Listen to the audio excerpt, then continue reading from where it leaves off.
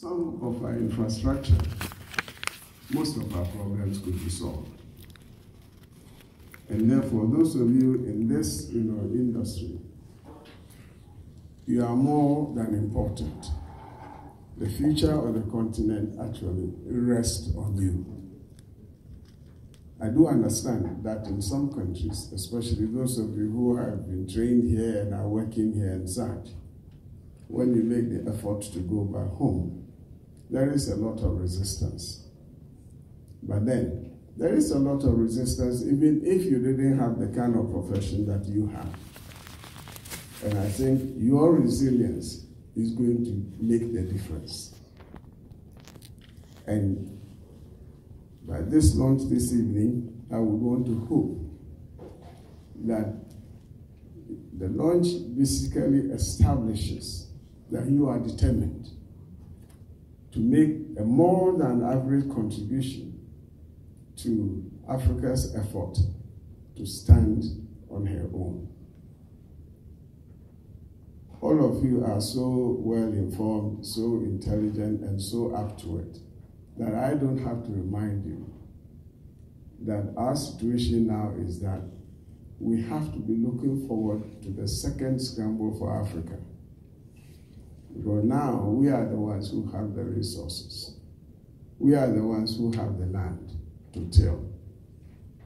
And therefore, the others are going to be coming back to take whatever it is that is left to be taken. And we have a responsibility to, this time, to resist, and resist ferociously. Because now when we want to come here, they resist. So if they come and take what we have, and we can't come back here, well, we wouldn't have too much choice but to probably start swimming in the Atlantic or the Pacific, because that is where we can at least survive for 5 minutes for those of you who can swim, and for those of us who can't, probably less than 5 minutes. I don't think I speak for Africa, but I will arrogate to myself the responsibility of speaking for Africa and tell you that your continent is going to depend on you, because health comes first before anything else. And I'm hopeful that you, especially where you come together like this as professionals, obviously would be in a better position than most of us to deliver the basis for Africa's development. I would want to jump the gun by introducing or by congratulating all those who are going to be office holders.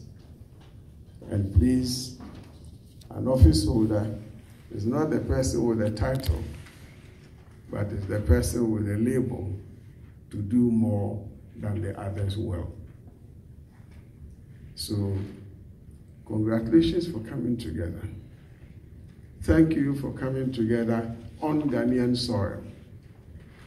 And because a lot of people, knowing that Ghana was the first country south of the Sahara to gain independence, they sometimes hold us more or less responsible for whatever advances Africa can make. Just as I'm holding you responsible for the advances that we can make in our health industry and in our general development as a whole. Thank you for coming here. Thank you for inviting me.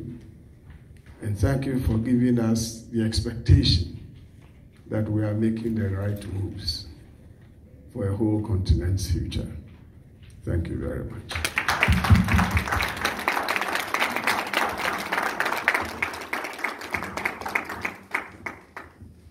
All right, so I have a joke. Hopefully it's well received. So a hen and a hog were walking down the street in New York, and they saw a sign that said, "Breakfast special, ham and eggs." And the hen said to the hog, "Don't you feel special? We are the special, breakfast special." And the hog says, "No, it doesn't make me feel special." Because for you, it's just a contribution, but for me, it's a total commitment. So, now I chose that job because it's taken a total commitment on the part of certain individuals here to get us to this point. And essentially, it's taken quite a few years for us to get here. And I would like to invite Dr. Tioko and Dr. Verasanti to give us the journey on how we got to this point. Put your hands together.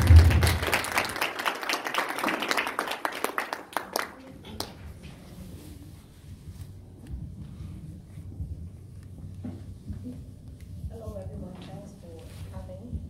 And I invited guests and Excellency. We thank you for joining and being part of this momentous occasion.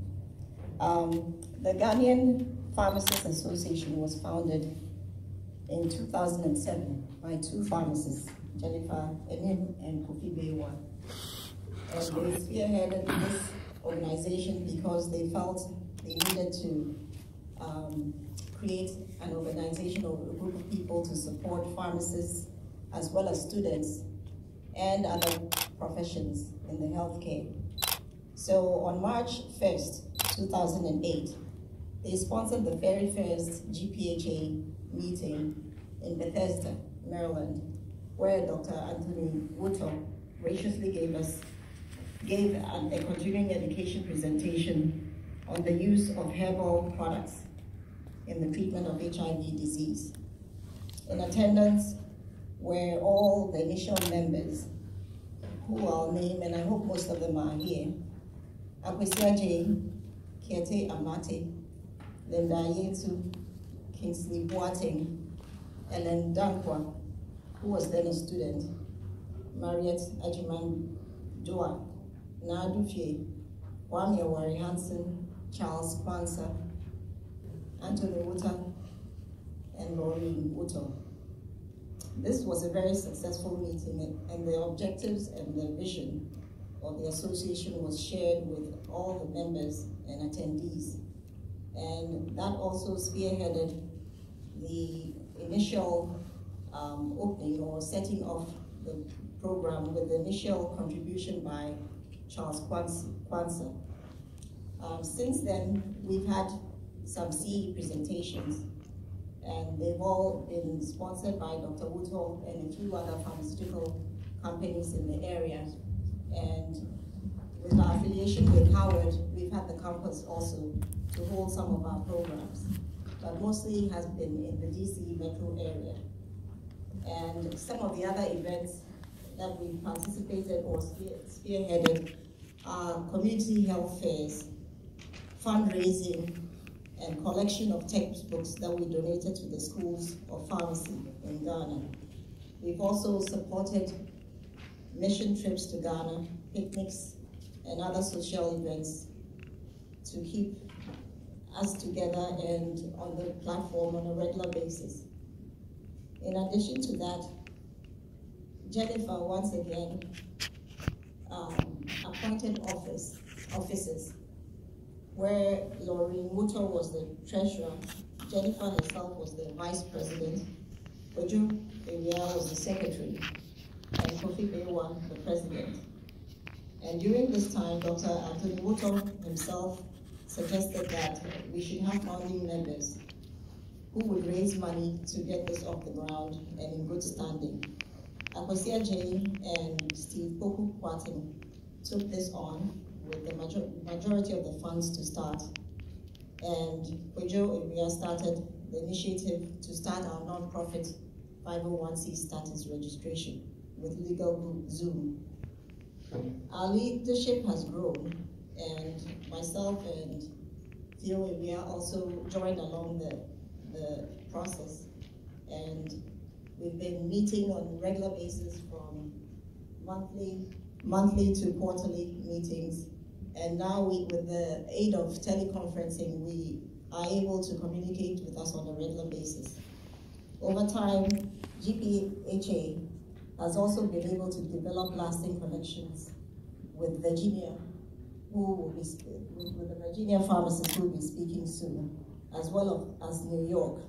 And we are hoping to start a chapter in every state.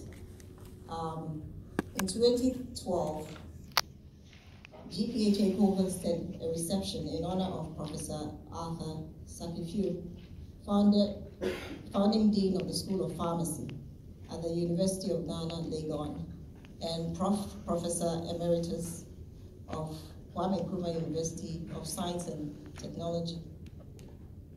And this acclaimed event brought together several generations of Ghanaian pharmacists, alumni of KNUST, and well-wishers from various backgrounds to honor Professor Sakifiu for his years of distinguished service in the education of generations of pharmacists in Ghana.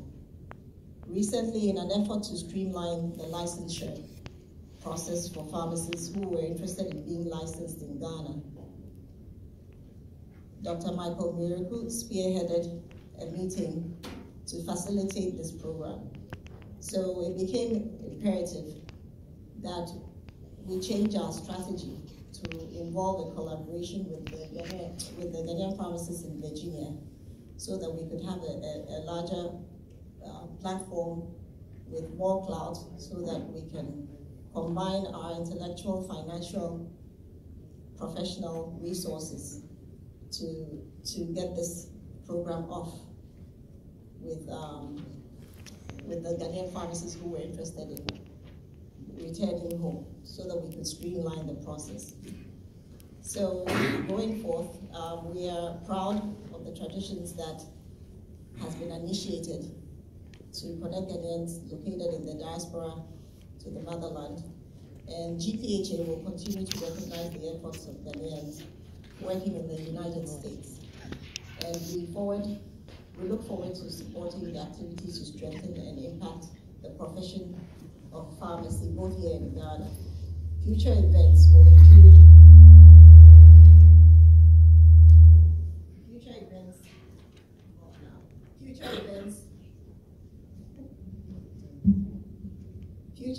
will include continuing education programs like we've been doing, community health fairs, supporting medical missions and students and faculty, and exchanging schools from Ghana and the US, and advocating healthcare in the United States and in Ghana going forward. I'll pass it on to Vera to talk about Virginia. Thank you. Good evening, everyone. Your Excellency, invited guests, we're very honored that you came and honored us with your presence today. I'm going to talk about the background of how Virginia chapter started. Mr. Okoye talked about the Maryland chapter. We are one people, but we just want to let you guys know how it all began. And so that's why we're saying Maryland and Virginia, but it is just one GPHA. Many of our founding members, after finishing pharmacy school, were looking for a social professional pharmacist organization to be part of, but none existed, at least not in the state of Virginia. This became the motivational force to bring like-minded pharmacists together. In late 2009, a couple of pharmacists gathered together and discussed the possibility of the formation of a pharmacy organization. And in January 2010, the first general meeting was held at Dr. Kwabena Wache's house, where 7 of the current members, Kwabena Wache, Joel Sasa, Harry Asamoah Berkon, Kwame Enin, Charles Yafi, Nana Safo, and myself attended. Since then, our membership has increased to over 40 in 2015. After the third general meeting, it was necessary to nominate executives to lead the group of young professionals. Through a unanimous decision, Dr. Kwabena Wache was elected as the president, Dr. Joel Sasa as the vice president, myself as the programs director, Dr. Harry Asamoah Beko as a secretary, which he resigned shortly and was replaced by Dr. Ajua Ade. Dr. Nana Safo was named our advisor. Later that year, Nana Ifa Atefwa joined the executive group as treasurer. Some of our earlier members included Mrs. Lucy Amon, Dr. Daniel Dafour, Dr. Ahmad Dafour, Dr. Ellen Dankwa, Dr. Dennis Bedo, Mr. Yao Arthur, and Mrs. Abna Oye. The main goal of the GPHVA are multifold. Bringing Ghanaian pharmacists in the U.S., especially in the state of Virginia, together in strengthening and growing our profession, helping each other in times of need, and giving back to the Ghanaian community here in the U.S. Currently, six members of the GPH in Virginia have opened their own independent pharmacies, a testament to true unity and professional networking. The association, in conjunction with the Ghanaian Nurses Association, organized a 2-day health fair for the Ghanaian community in Virginia. This was our first act of community service, and we have been doing this health fairs annually at Ebenezer Presbyterian Church. Our first end-of-year celebration occurred in December 2010, and Dr. Anthony Wusso, at the time was the Dean of Howard University, was our guest speaker. GPHA Virginia takes delight in educating and assisting Ghanaian communities through health screenings, immunizations, pharmaceutical care, and giving out resources. The association has also taken pride in giving back to the motherland, and in summer 2012, our pharmacy textbook drive project began. We donated textbooks to Kwame Nkrumah University School of Pharmacy, along with many pharmacy newsletters, journals, and magazines, which was sent to the Pharmacy Council. In the summer of 2014, the University of Southern California SNAFA chapter contacted us for a joint mission trip to Ghana. I was elected to go on this fully funded trip, and we visited the Gowon district of Ghana and performed health fairs and educational seminars for the local youth in the area. During that year, GPHA Virginia also collaborated with the Gold Coast Foundation and medical students from the University of Oklahoma on a medical missionary trip to the Ashanti region, Ejiso, Efidiase, Kwabre, and Bodomasi area. GPHA Virginia also donated backpacks to the orphanages at Efidiase. In 2015, GPHA Virginia was invited by the Lady Pharmacists of Ghana, LAPAG, an interest group of Pharmaceutical Society of Ghana, PSGH, to their annual health fair. I joined them and also gave a fraternal speech at their opening ceremony. The association is looking forward to supporting the establishment of branches in all 50 states and uniting all Ghanaian pharmacists, students, and technicians nationwide to impact the Ghanaian community here and also in the in our motherland, Ghana. Thank you.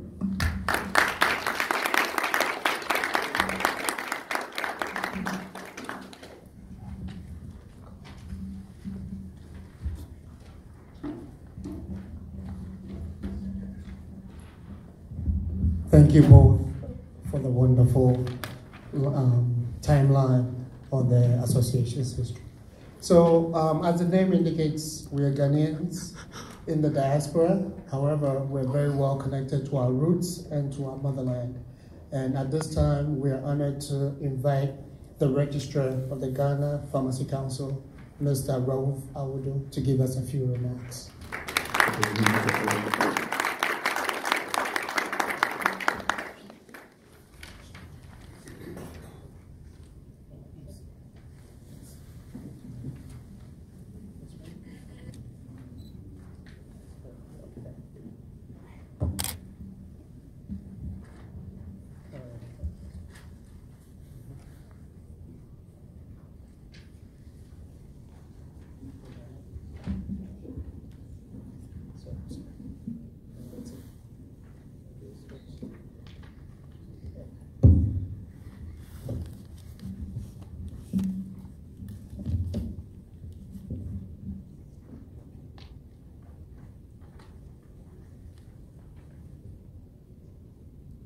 Thank you very much for the opportunity. Excellency, Ambassador, my godfather, one of my mentors in Ghana. I'm so happy in your office. I know Your Excellency for quite a time. We've been together, learned a lot from him. Some of the things that we learned are not for public consumption. Excellency, Ghana's Ambassador in the United States of America, invited guests, ladies and gentlemen, fellow colleagues. It is a tremendous honor to be part of this memorable occasion. Before I begin, I want to acknowledge the efforts of the visionary leaders whose dream we are actualizing today. I want as well to particularly single out pharmacist Dr. Michael Namimreku for the unflinching and continued support in connection to my coming to the mid-year clinical meeting in Orlando, Florida, and of course to this very event.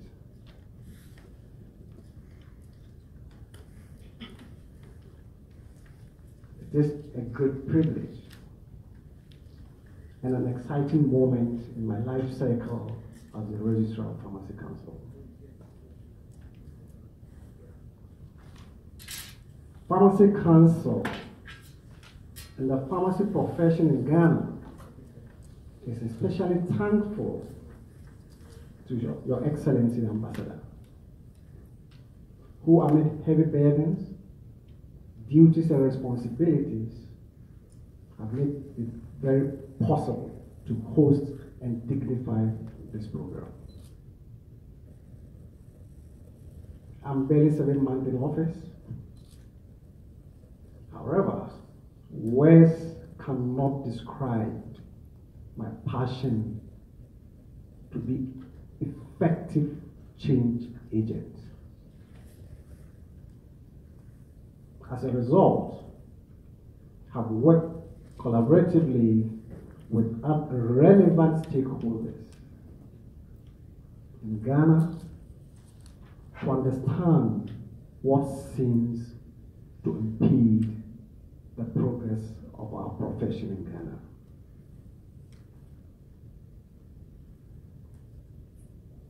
Ladies and gentlemen, the lesson I learned could be summarized in just one single statement. What is the statement? The only rule that is always available is the room for improvement. It is my top priority that pharmacy practice takes full occupancy of that room.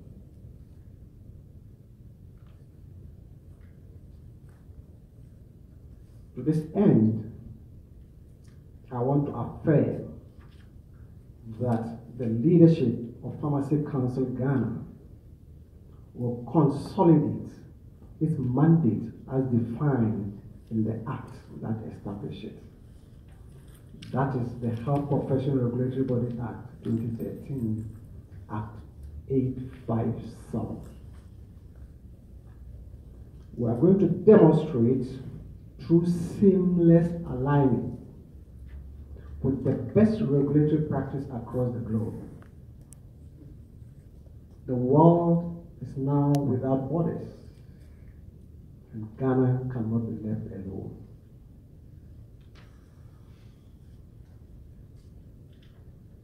Additionally, Pharmacy Council shall strive to strengthen its mandate through clustering of activities to enrich its quality. This means Pharmacy Council must be more innovative, must be friendly in its approach, fair in decisions, and firm as a regulator.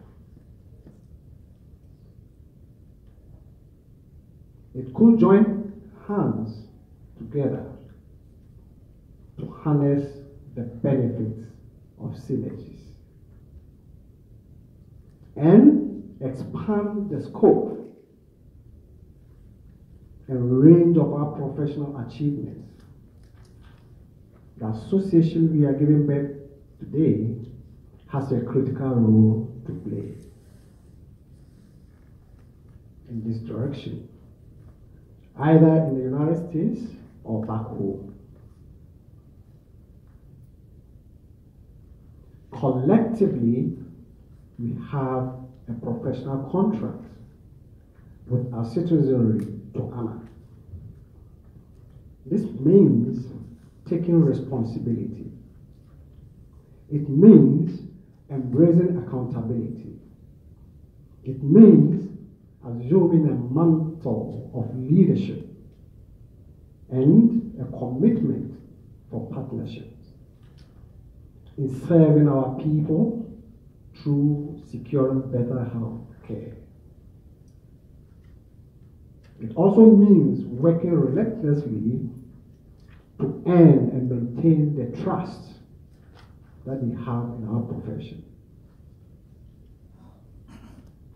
Pharmacy Council is being called to act in a manner to redesign the registration processes for pharmacists in diaspora. It is ever ready and willing, so long as it will lead to better pharmaceutical care in Ghana.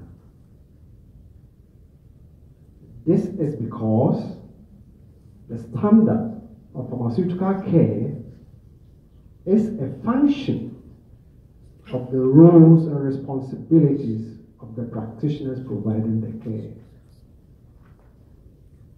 The Council must help to transform our healthcare system into one that is truly worthy of confidence and trust. One that can provide the highest quality, safety, and value for money.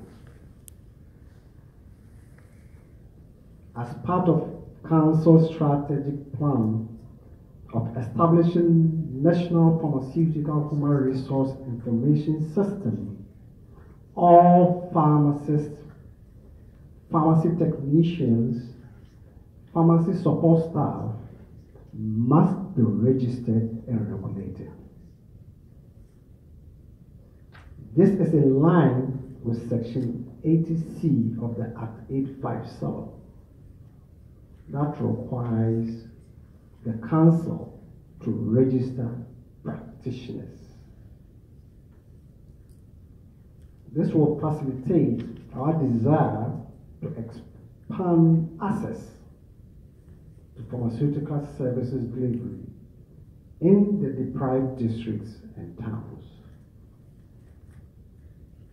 Excellency, I'm determined, therefore, to lead Pharmacy Council to develop administrative structure and systems in strategizing towards this mandate. For a person to be registered to practice as pharmacist, Section 83(1) of this Act has set it out the requirements. I don't know whether to go through the requirements because all of us, we are comfortable with it. You have to hold a degree in pharmacy or hold a qualification recognized by the board that entitles that person to be registered as a pharmacist. and provide evidence of completion of an internship program undertaken in an accredited pharmacy institution after academic training in the country. So this is where the issue is. When you look at it critically, I'm not a lawyer, but it says provides evidence of completion of an internship program undertaken in an accredited pharmacy institution after academic training in the country. So the country, which country? That is the issue. That is the issue. Has passed the professional qualifying examination. Has passed. Where is also the issue. The law or the act as it stands now has never defined where. But conventionally, all of us gather in Ghana for it. But what are we seeing? You will hear it from me.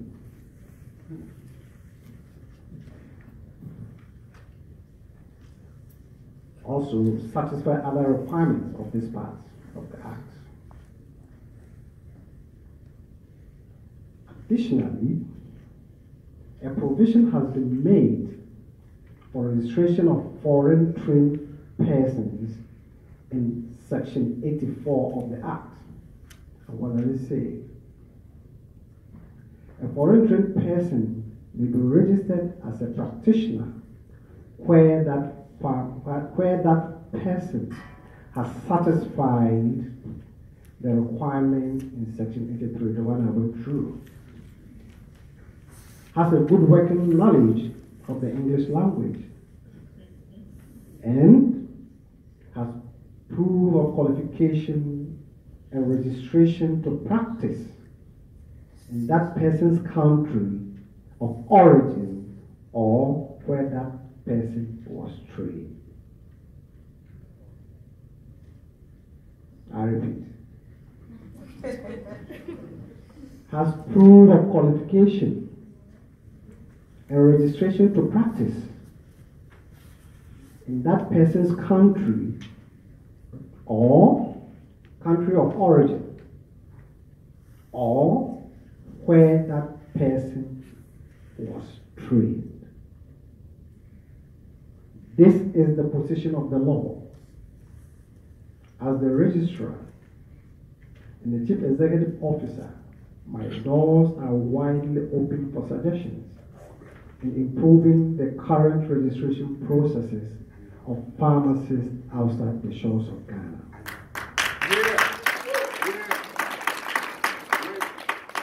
Your Excellency, distinguished colleagues, invited guests, it is important to note that these laws are meant to guide and improve pharmacy practice. Therefore, anything that appears to hinder that cause must be addressed. I conclude by congratulating once again the organizers and assure them of the support of Pharmacy Council, a vast and rewarding area of opportunities within the ever-evolving field of pharmacy awaits you, Ghana. Wishing you much success on the road ahead. Thank you.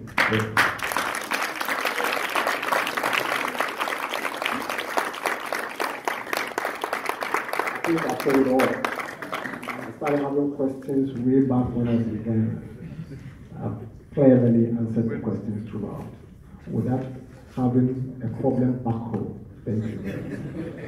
Put your hands together for Mr. Awudu. Now the open door policy. I was just going to just say hip, hip, hip, hooray for the open door policy. May the good Lord bless you, Brother Awudu. and may he make you forever the register. Because we got our own lineal pharmacists over here who want to come back home. The process is too difficult for them to make it. They keep going back and forth. So with this open door policy, whoa, I am excited. Now let me piggyback on what His Excellency said about the druggists.